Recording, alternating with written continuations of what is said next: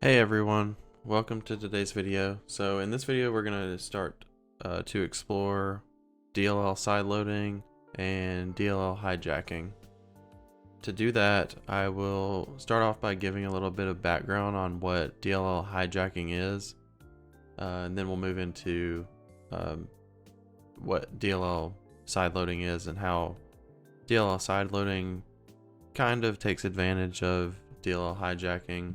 Doesn't have to necessarily, but in most cases it does. Before we get started though, I just want to give the quick disclaimer that I always give.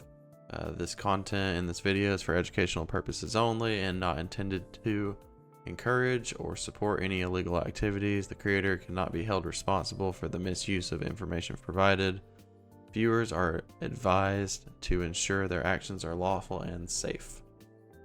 Okay, so one thing I want to mention is I just started a Discord channel. I mentioned it in the last video, but everybody please go join the Discord channel and just let me know that you're there. Tell me what's going on in your life and your programming career path, whatever.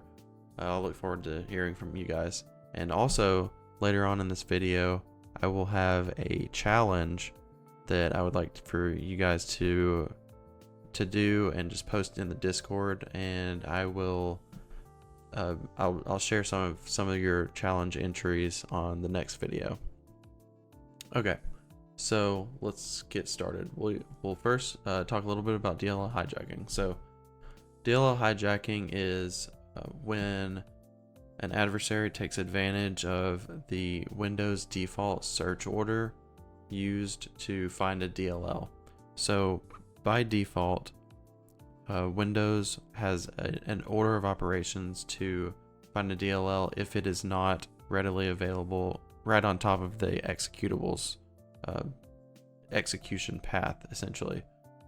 So the standard order is when you run an application and you use load library to load a DLL, if the load library will first search for it for that DLL in the folder that you're executing the application from.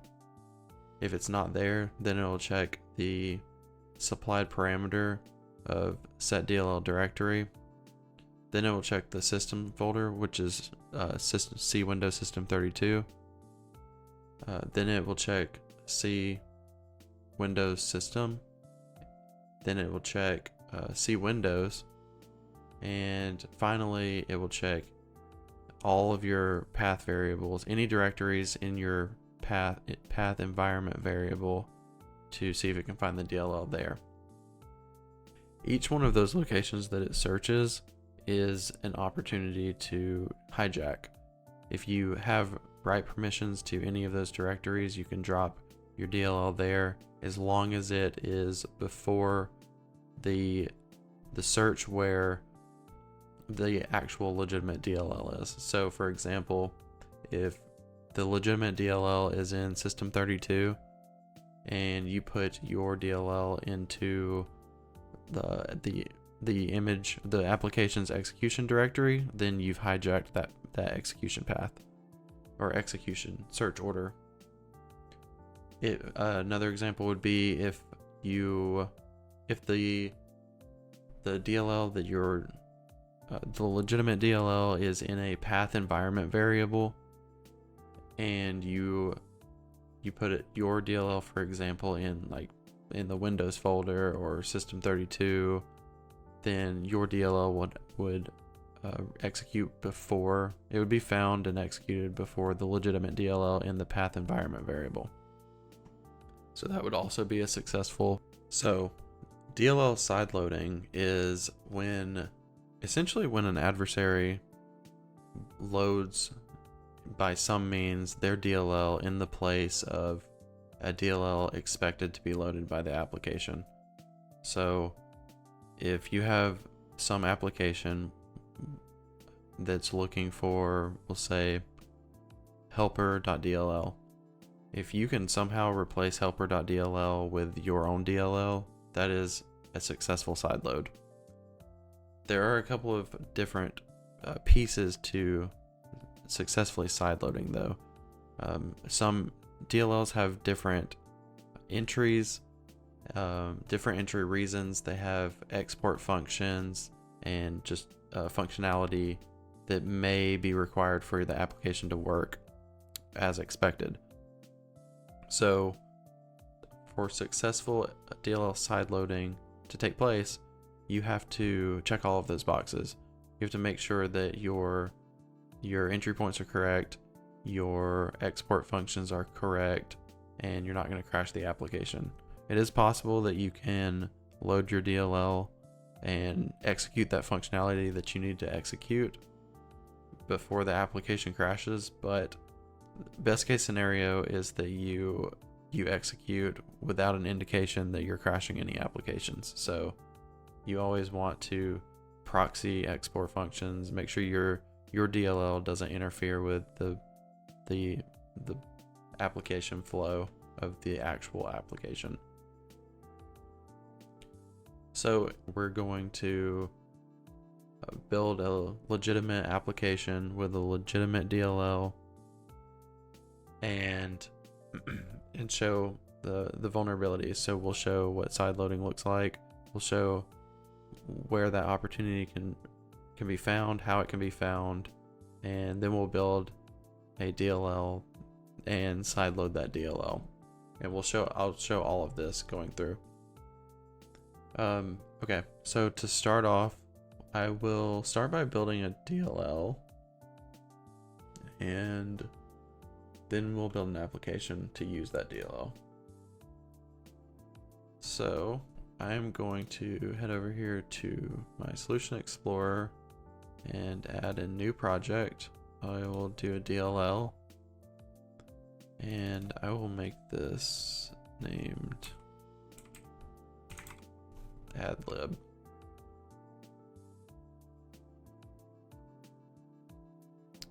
Okay, so this DLL is going to have two export functions. One will just add two integers together.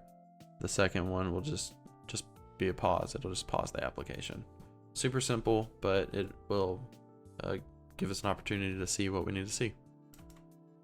So I will start off with our includes.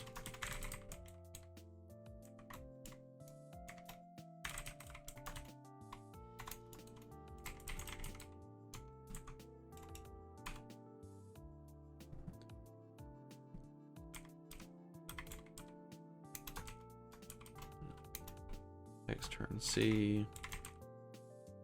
To export a function, you use the decl spec decorator.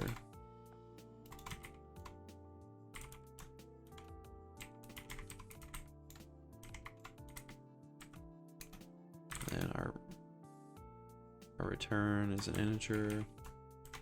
We'll call it add ints. And we'll pass it an integer A and integer B. And this will just return the value of A plus B. Okay. And that will be our first export function. Our next one, extern C.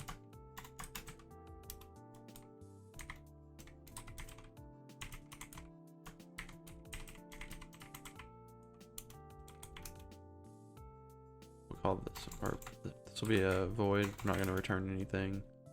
We'll just call this pause me. We won't pass anything to it. We'll just do a system pause like we've done in our previous videos. Okay, and if you want to check out the code in GitHub, I have the link below to all of this code. I will, before I post this, it will have explanations, code comments on everything. So everything should make a lot more sense. You can read through the comments and I'll explain everything there that may be missing. Okay, so let's save this. Head back over to the Solution Explorer and into our vulnerable app. So I had already created vulnerable app here. that was the first one that I made, but feel free to make in whatever order you want. I have vulnerable app. Okay, so in vulnerable app, we'll do our includes.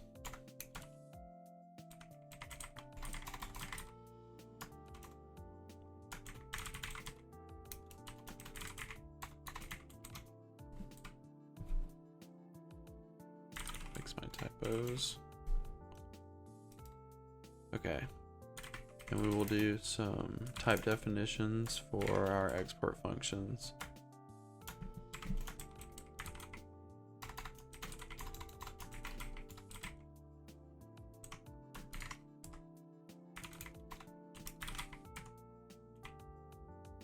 So type def for add ints and our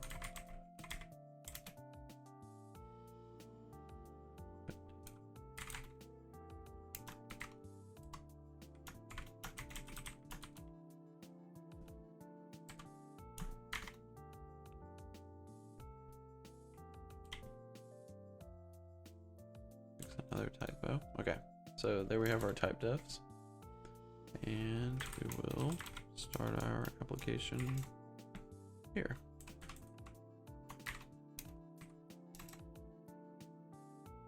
Okay, so first thing we want to do is we want to use load library to load our DLL. Do that.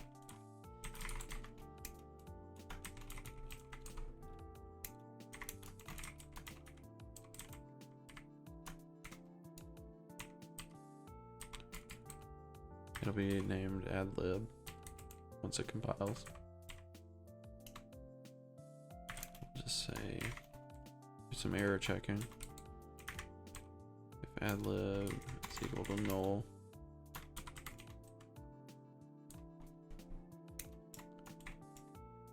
then we will print an error message.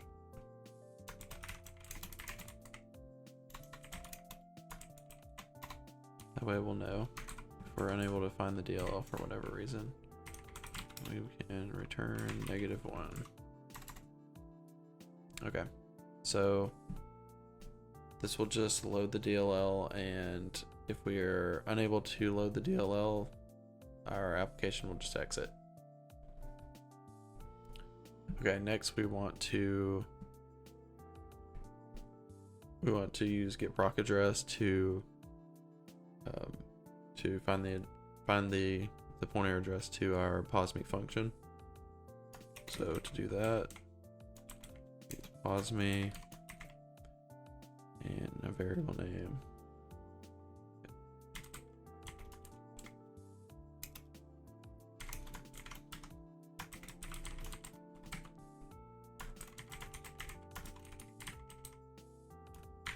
Get proc address, and we give it our load library handle and the function name posme.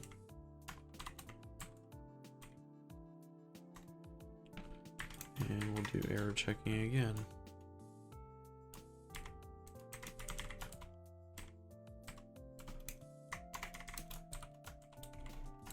Just make sure that it's not null.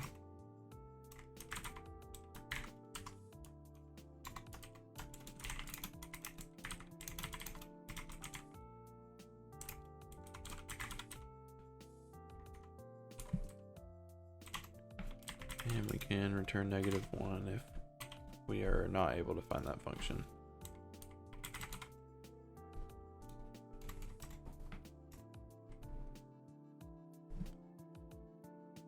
Okay, and then let's so after we do that, we will call the function. So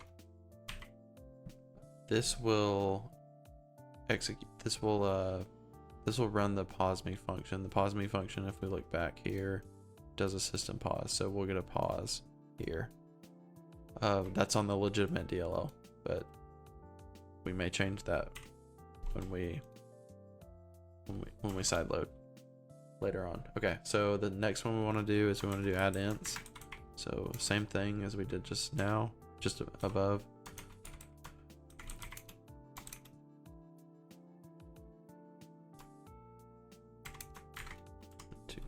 passed it to add ints and call get proc address. Pass in the handle, the same handle that we to load library as before.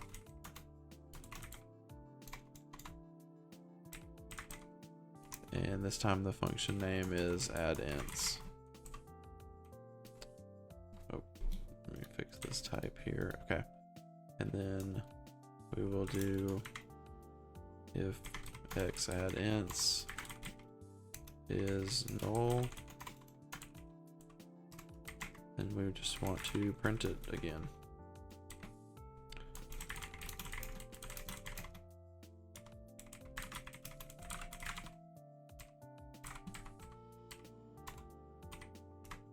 And we'll return -1.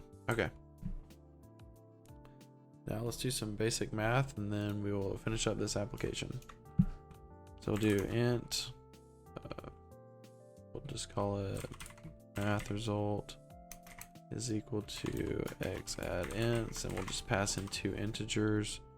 Let's go with 5 and 3.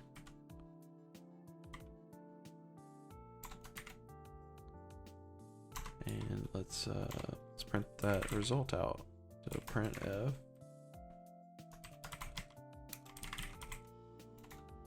the result, as most of you know. So adding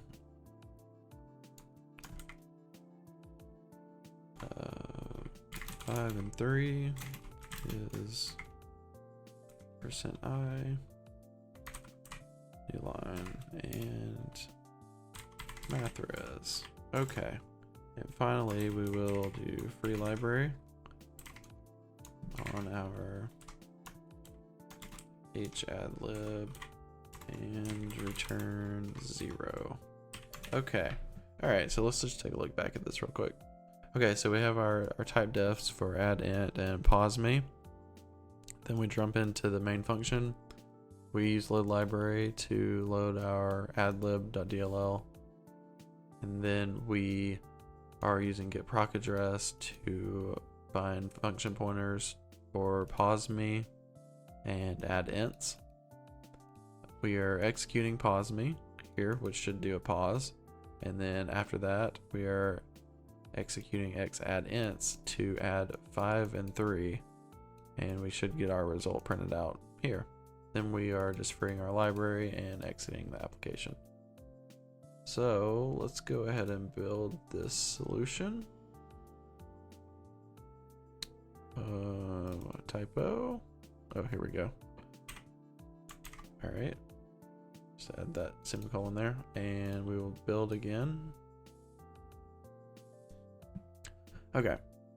So let's open up the developer PowerShell and up into the x64. What do we built this debug, so we'll go into the debug folder and we can see we have adlib here and we have our vulnerable app.exe. So if we run vulnerable app.exe, we should first get a system pause, and we do. So that means our exports are working.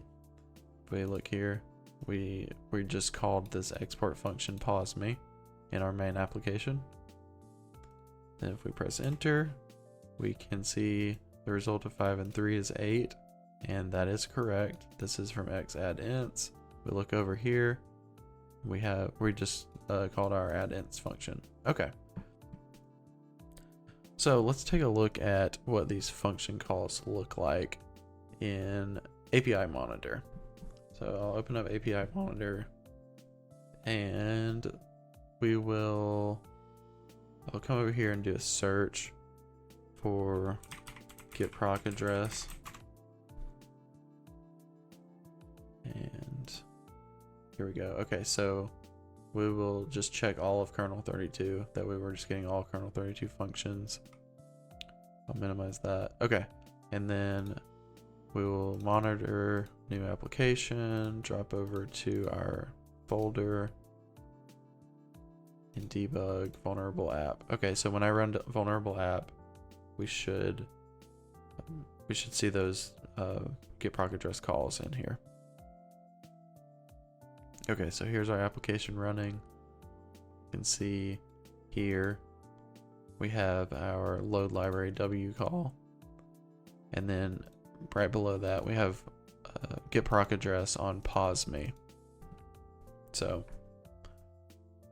we can see this these two function calls here, these API calls.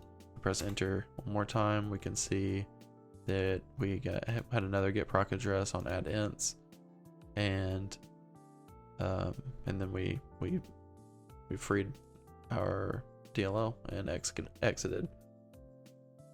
So when you're looking for potential sideloading opportunities, these are always a good option. When you look for load library followed by get proc address, these are always potentials. But now we're going to hop over to procmon, and I'll show you what it looks like from the procmon side. This is really the best way to determine if you have a potential sideloading vulnerability or opportunity. So open up procmon, and we want to add a filter. So if we don't add a filter, we just get tons of events. So what we want to do is our app name is vulnerableapp.exe. So let's go to filter. We will do by process name is vulnerableapp.exe. We'll add that and apply it. Press OK. And I will open up Visual Studio real quick and rerun this. When I run this, we should get tons of info. So let's look through this and see if we can find adlib. Yep, okay, so we have adlib here. But this is not what we want to see for a sideloading opportunity. What we want to see is we want to see a lot of names not found. For example, this DLL here could be a potential sideloading opportunity. If you drop a UCRT base.dll in the same directory as our vulnerable application, you could potentially sideload your DLL. But we're gonna focus on adlib. So since our DLL is on top of our executing application, it is found immediately. There's no sideloading opportunity there unless you rename, or there is a sideloading opportunity, but there's no search order hijacking opportunity.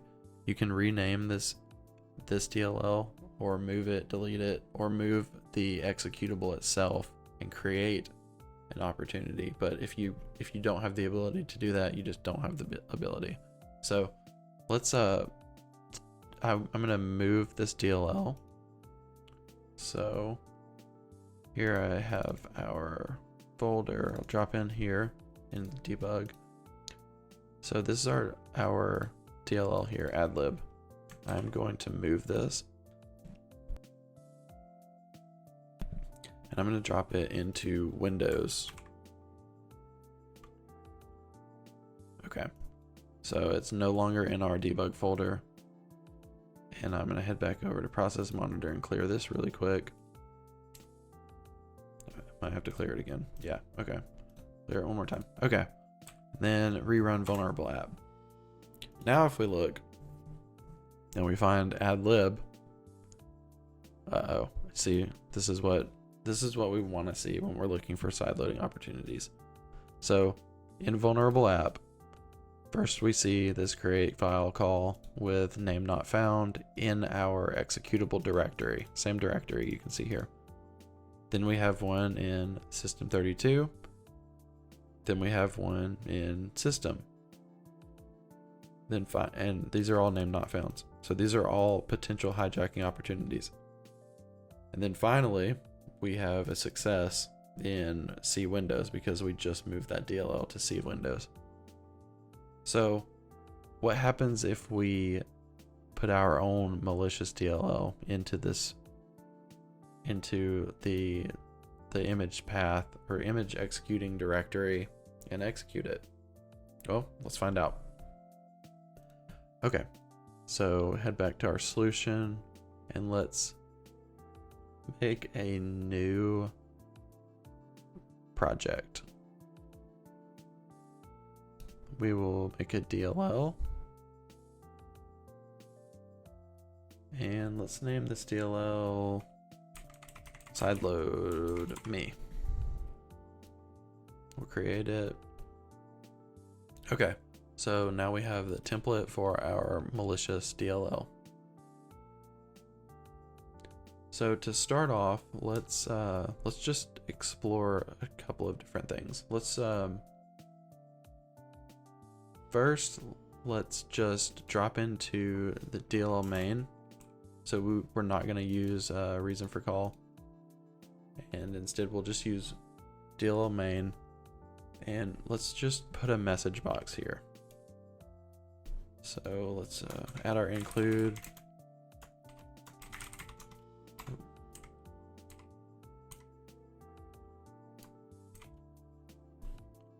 Okay. And then we will do message box A. We don't want to pass a handle. Our message text will be called when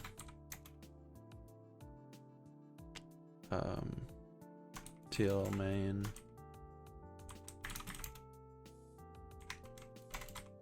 is executed. And then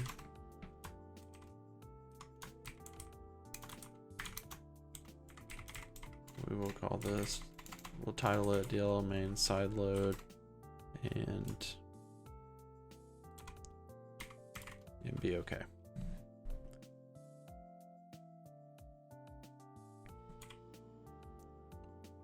Okay, so let's save this. Should not have built solution because now I just rebuilt our other DLL. That's fine though, but let's head over to our directory. I'm going to delete this adlib. I'm going to name our DLL adlib. Okay, so when I execute this, we should get a message box, but we will also crash the application, I believe. So run this. So we get our DLL main sideload. So we successfully sideload, but once we press OK, you can see down here, failed to find the function pause me, and our application exits. So we crashed it, or we caused an error condition because the pause me function is not in our malicious DLL. And that could like alert a blue team, or let someone know that something funky is going on the system because XY application is crashing because something's going on, and then that may cause somebody to dig into it further and try and figure out what it is. So to fix this, what we want to do is we want to export the functions from the legitimate DLL. To do that, we need to know what those functions are. There's a couple of ways to do that. The first way is to use dump bin. So let's use dump bin, and we'll pass it /exports. And I should have done this before, but C Windows adlibs or adlib. When I run this, we should get our export functions. Yep. Okay. So we have add ints and pause me at ordinals 1 and 2. So for our function, or for our DLL, malicious DLL, to not crash the vulnerable application, we need to either replicate the functionality of these functions, or we need to proxy these functions. So let's first try to replicate. Let's proxy these DLLs. or these functions, and then we'll try to replicate their functionality. So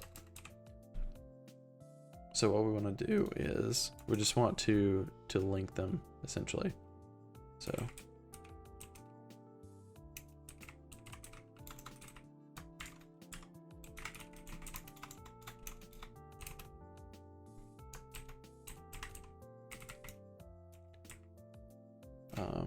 okay, and we want to do pause me.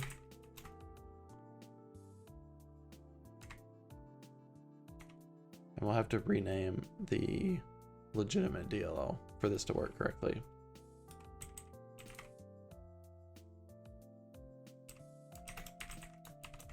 And then we'll do the legitimate DLL's renamed name and the function name, followed by the ordinal. Pause me is 2. And do it one more time.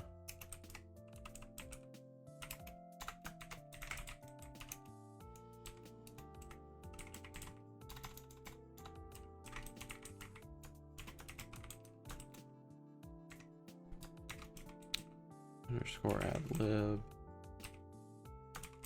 add ints at ordinal 1. And remember, these ordinals are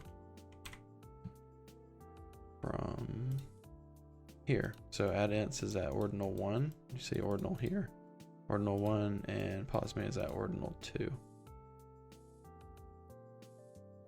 Okay. Oh, this is supposed to be add ints. There we go. Okay, so now we've got our linked export functions, pause me and add ints. Okay, let's remove those semicolons. Okay, now let's save this, rebuild sideload me. Okay, so I just did some quick troubleshooting after trying to execute, and I realized that I typoed export up here. Okay, so now we have the pause me function. So let's save this and rebuild sideload me. Now if we head over here, we have adlib, which we can just delete. We have our legitimate adlib here, just with an underscore in the name, so that we can rename ours to adlib. Now when we execute vulnerable app, it will call our adlib, and then our adlib will call the legitimate adlib. So let's see if we got that right.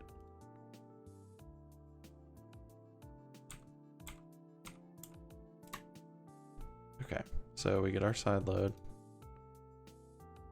and we did not. Okay, so we need to, let's delete these two right quick. Let's build solution.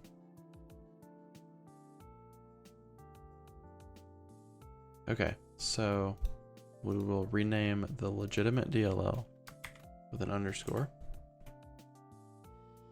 And then we will rename ours to adlib. Run it. Okay, now we get, after we had our export, we run it and we hit pause. So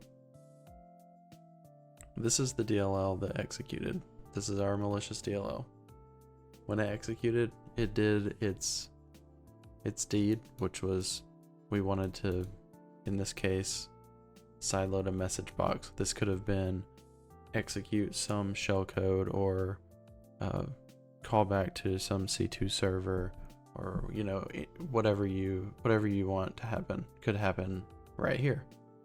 And then we just pass those legitimate functions that the application needs back to the application, and everything works as intended. Now let's look at another option. So instead of running this out of DLL main, let's get rid of that. And let's try to write our own POSME. So we'll still proxy the add-ins function, but we can write our own POSME function to do whatever we want to do in POSME. So we'll do that by writing extern C, use decal spec, DLL export. We'll do type void. We don't want anything returned, and we call it POSME. We'll pass nothing into it, and let's do a message box. No handle. The text will be called when the export function POSME is executed.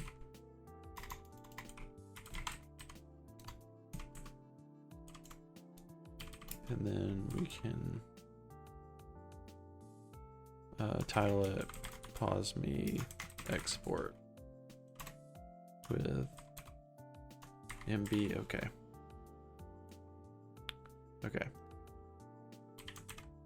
So let's save that,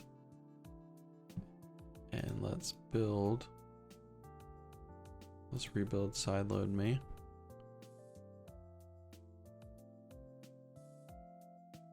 We'll delete the old library, name this adlib. So now our sideloaded DLL is taking advantage of the POSME export function here, and instead of doing a system pause, which is what would be executed if we proxied it, we'll instead run our own custom message box. So let's go ahead and give it a shot. There we go. So when POSME gets executed, we get our message box. Pretty cool. Okay, so that is the end of DLL sideloading. So what I would like for you guys to do is to take the code from GitHub that I will be sharing in the link below and customize this POSME function, or find a different way. If you sideload a different way, sideload against my vulnerable app that I created, vulnerable app, and write your own custom DLL sideload. I want to see what you can come up with. The best entries will get shared in the next video. Thank you for your time, and I look forward to see you next time. Don't forget, like, comment, subscribe, tell everyone about it, share. Thank you, I appreciate you.